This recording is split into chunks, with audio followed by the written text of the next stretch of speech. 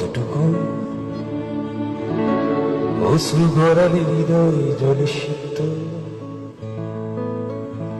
কত প্রদীপ শিখা জ্বালালে জীবন আলোয় উদ্দীপ্ত, কত ব্যথা বুকে চাপালে তাকে বলি আমি ধৈর্য।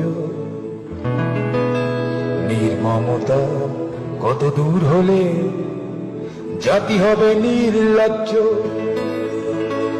আমি চিৎকার করি কাঁদিতে চাহিয়া,